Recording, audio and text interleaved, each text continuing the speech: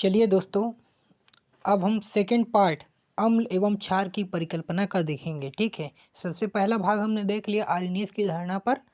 Arrhenius की धारणा में हमने देखा कि जो अम्ल है वो तब कहलाएगा जब वो जल में H+ आयन देगा, और क्षार तब कहलाएगा जब वह पदार्थ पानी में OH- आयन देगा। ठीक है, तो आर्हेनियस की धारणा को हमने देख लिया।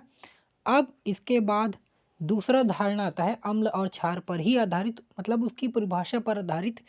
तो यह है ब्रोंस्टेड और लॉरी का सिद्धांत। ठीक है, तो इनके सिद्धांत को जानेंगे, इसकी उपयोगिता को जानेंगे और सीमा को जानेंगे। ठीक है, तो तीनों चीज़ों को हम यहाँ पर अच्छे से जानेंगे। तो सबसे पहला है ब्रोंस्टेड एवं लॉरी का सिद्धांत, तो इसको अच्छे से देखते हैं।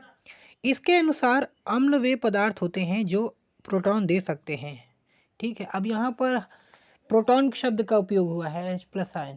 ठीक है, प्रोटॉन शब्द का उपयोग हुआ है, H+ आयन दे सकता है, प्रोटॉन दे सकता है। ठीक है, प्रोटॉन जो होता है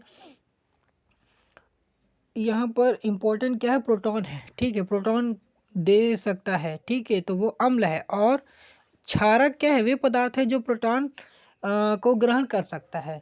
ठीक है, यानी कि जो देगा, प्रोटॉन देगा, उसको कहेंगे आपका अम्ल, और जो प्रोटॉन को लेगा, एक्सेप्ट करेगा, उसको क्या कहेंगे, क्षार कहेंगे।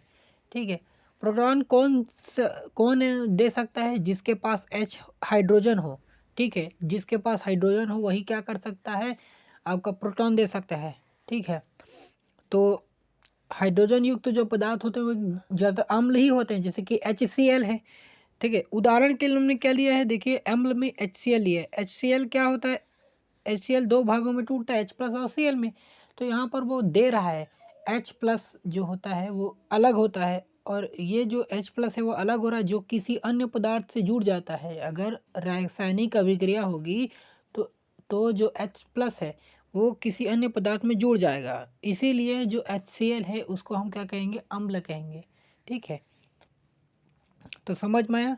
जो पदार्थ हाइड्रोजन प्लस यानी प्रोटॉन देता है उसको क्या कहेंगे, हम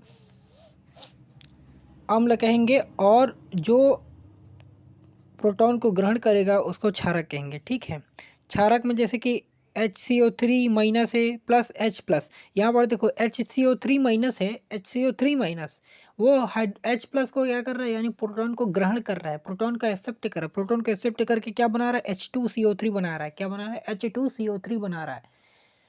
तो यहाँ पर वो ग्रहण करके कोई अलग पदार्थ का निर्माण कर रहा है, तो इसलिए वो प्रोटॉन एक्सेप्टर है, यानी प्रोटॉन ग्रहण करने वाला, इसलिए क्षारक है। तो HCO3 क्या है, HCO3- क्षारक है। उसी तरह C5H5N ये भी क्या है, क्षारक है। C5H5N ये भी क्षारक है, क्योंकि ये एक्सेप्ट कर रहा है H+ को, और H+ को एक्सेप्ट करके C5H5NH और ब्रैकेट में पूरा आपका प्लस बना रहा है, पॉजिटिव आयन। तो ये हुआ। अब इस धारणा की उपयोगिता एवं सीमा को देखेंगे। तो सबसे पहले हम देखते हैं उपयोगिता, मतलब कि इसकी क्या खास बात है, उपयोगिता क्या है इसका। यह जल के अलावा अन्य विलायक के लिए उपयुक्त है। ठीक है, सबसे पहला ये है कि यह जो जल के अलावा, मतलब कि हमने देखा आर्हेनियस की धारणा में कि उसमें अनिवार्य जो विलायक था वो क्या था, जल था। लेकिन यहाँ पर अनिवार्य विलायक जल नहीं है, जल के अलावा कोई अन्य विलायक भी हम ले सकते हैं। ठीक है, अन्य विलायक की भी यहाँ पर ज़रूरत है। ठीक है, दूसरा है यह धारणा प्रोटॉन ग्रहण व देने पर आधारित है। ठीक है, मतलब कि इस धारणा में हमने देखा कि प्रोटॉन को जो देता है वो अम्ल, और जो लेता है या ग्रहण करता है उसको क्षार कहते हैं। यानी कि कुल मिला के प्रोटॉन पर आधारित या प्रोटॉन के आदान प्रदान पर आधारित यह जो है धारणा है।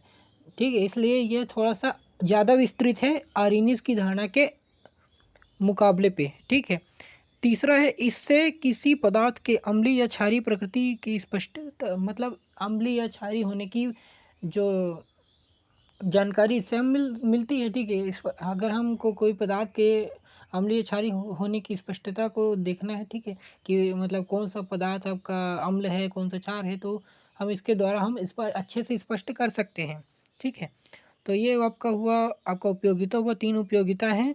उसके बाद सीमा में देखते हैं, सीमा में क्या है, मतलब कि इसकी लिमिटेशन क्या है, ये कहाँ तक सीमित है ये परिभाषा। तो सबसे पहला है जो प्रोटॉन का आदान प्रदान नहीं करता, ऐसे पदार्थ का अम्लीय क्षारीय प्रकृति नहीं। देखो अब ये प्रोटॉन के आदान प्रदान पर ही डिपेंड करता है। अगर वो पदार्थ जो प्रोटॉन का आदान प्रदान नहीं करता है तो उसके लिए ये जो नियम है वो लागू नहीं होता है, और उस पदार्थ का हम ना अम्ल की प्रकृति प्राप्त कर सकते हैं, उसके न क्षारीय प्रकृति उसका प्राप्त कर सकते हैं। यानी कि वो कौन कैसा पदार्थ है हम नहीं जान सकते। क्यों?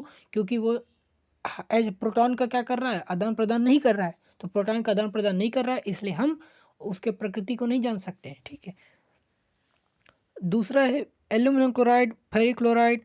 ठीक है, जैसे लवणों के अम्लीय गुण की व्याख्या नहीं कर सकते। क्यों? क्योंकि ये जो दोनों पदार्थ हैं वो ऐसे पदार्थ हैं जिसमें प्रोटॉन का आदान प्रदान वाला सिस्टम नहीं है। ठीक है, क्योंकि हाइड्रोजन नहीं है। देखो साफ साफ दिख रहा है हाइड्रोजन नहीं है। हाइड्रोजन नहीं है तो ये प्रोटॉन का आदान प्रदान नहीं करेंगे। ठीक है, तो ये इस अम्लीय मतलब ये अम्ल है, इसकी व्याख्या हम नहीं कर सकते हैं इस परिभाषा के अनुसार। ठीक है, तो ये है लिमिटेशन। तो इस तरह हमने देखा सेकेंड पार्ट आपका ब्रोंस्टेड और लोरी का सिद्धांत को, जिसके अनुसार अम्ल की और क्षार की परिभाषा दी गई है। ठीक है, इसके बाद हम अगले परिभाषा की ओर देखेंगे। ठीक है।